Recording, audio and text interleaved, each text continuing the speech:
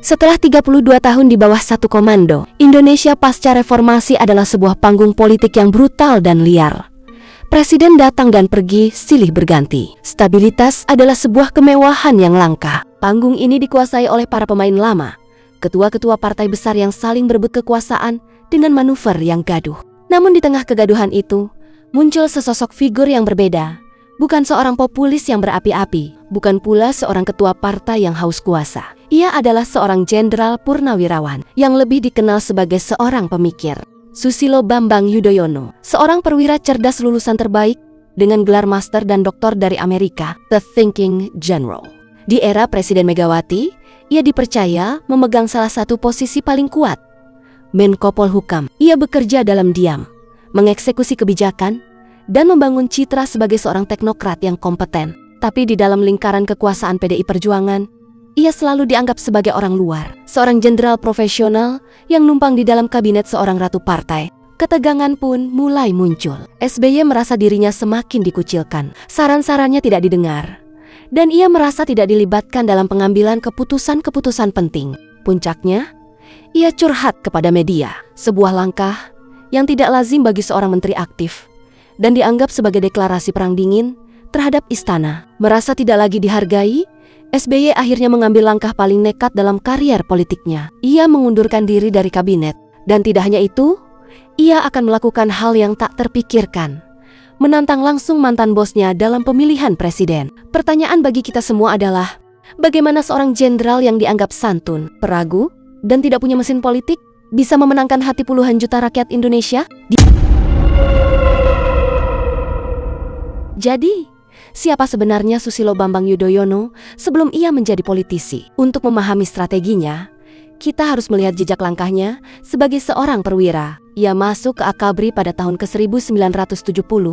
Sejak awal, ia sudah menonjol, bukan karena kekuatan fisik, tapi karena otaknya. 3 tahun kemudian, ia lulus sebagai yang terbaik di angkatannya, meraih penghargaan Adi Makayasa, sebuah pertanda awal dari seorang pemikir strategis. Setelah lulus, ia langsung diterjunkan ke salah satu medan perang paling sulit di Indonesia, Timor Timur. Disinilah ia mendapatkan pengalaman tempur pertamanya, belajar tentang taktik gerilya, kepemimpinan di bawah tekanan, dan realita pahit dari sebuah konflik. Karier militernya terus menanjak. Ia beberapa kali kembali ke Timor Timur, memegang berbagai posisi komando yang penting. Tapi yang membedakan SBY dari banyak jenderal lainnya adalah dahaganya akan ilmu pengetahuan. Ia tidak hanya belajar perang, ia juga belajar di sekolah. Ia mendapatkan gelar master dari Webster University di Amerika Serikat. Ia melahap buku-buku tentang strategi, manajemen, dan politik internasional. Otaknya terus diasah.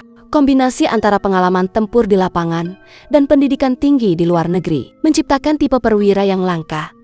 Seorang tentara sekaligus seorang intelektual. Lalu, datanglah tahun ke-1998, Orde Baru runtuh, dan Indonesia memasuki era reformasi yang penuh ketidakpastian. Di tengah transisi yang genting inilah, peran jenderal yang berpikir ini menjadi sangat krusial. Ia diangkat menjadi Kepala Staf Sosial Politik atau Kasospol ABRI.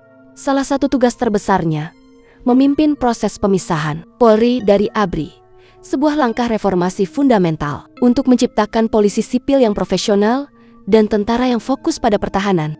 Keahliannya ini menarik perhatian para presiden. Di era Presiden Gus Dur, ia dipercaya menjadi Menteri Pertambangan dan Energi. Dan di era Presiden Megawati, ia mencapai puncak karier non-militernya sebagai Menteri Koordinator Bidang Politik dan Keamanan, Menko Polhukam, dari medan perang Timor Timur hingga ke ruang rapat PBB. Dari sekolah militer di Amerika hingga ke pusat kekuasaan di kabinet. Jejak langkahnya telah lengkap. Ia telah melihat cara kerja kekuasaan dari dekat. Ia telah belajar bagaimana cara bertahan, dan kini ia telah siap untuk memulai permainannya sendiri. Di atas kertas, pertarungan ini seharusnya sudah selesai, bahkan sebelum dimulai. Di satu sisi, Megawati Soekarno Putri, sang petahana, didukung oleh PDI Perjuangan, mesin politik terbesar dan paling solid di Indonesia.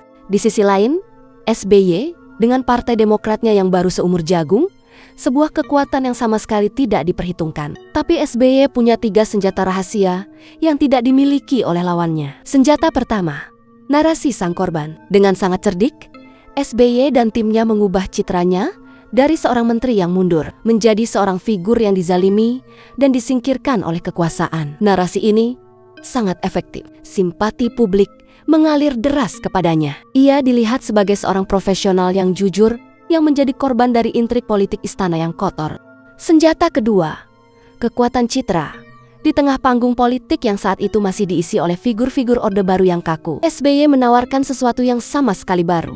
Ia tinggi, gagah, berpendidikan tinggi, dan berbicara dengan tenang dan terstruktur. Ia adalah antitesis dari politisi tradisional. Citranya sebagai jenderal yang berpikir dijual dengan sangat baik. Di saat negara lelah dengan kegaduhan, ia datang menawarkan ketenangan. Senjata ketiga, turun langsung ke bawah.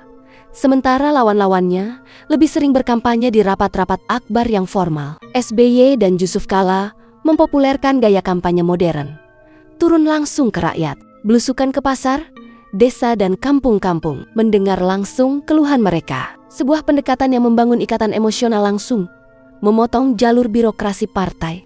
Tiga senjata ini terbukti sangat mematikan. Perlahan tapi pasti, popularitas sang jenderal yang diremehkan ini meroket, menyalip sang ratu petahana. Puncaknya tiba pada pemilu presiden 2004, pemilihan presiden pertama yang dipilih langsung oleh rakyat dalam sejarah Indonesia. Dan hasilnya adalah sebuah gempa politik. Susilo Bambang Yudhoyono, sang underdog, sang jenderal yang curhat, berhasil memenangkan pemilihan dengan kemenangan telak lebih dari 60% suara. Jalan sunyi yang ia pilih setelah keluar dari istana ternyata membawanya kembali ke istana, bukan lagi sebagai menteri, tapi sebagai penguasa tertingginya, yaitu Presiden ke-6 Republik Indonesia, Oktober tahun 2004. Sejarah baru terukir, sang jenderal yang diremehkan, yang berjalan di jalur sunyi, kini telah sampai di tujuan akhirnya, Istana Merdeka. Kemenangannya adalah sebuah gempa politik. Untuk pertama kalinya dalam sejarah Indonesia, seorang presiden petahana dikalahkan dalam pemilihan langsung. Mesin politik lama telah ditaklukkan oleh kekuatan citra dan narasi. Perayaan telah usai. Kini, pekerjaan sesungguhnya dimulai. Di pundaknya ada harapan dari puluhan juta rakyat yang memilihnya. Harapan akan stabilitas setelah bertahun-tahun kekacauan. Harapan akan kemakmuran. Dan harapan akan seorang pemimpin yang bisa dipercaya. Pertanyaan besarnya kini adalah, akan seperti apa pemerintahannya selama 10 tahun ke depan?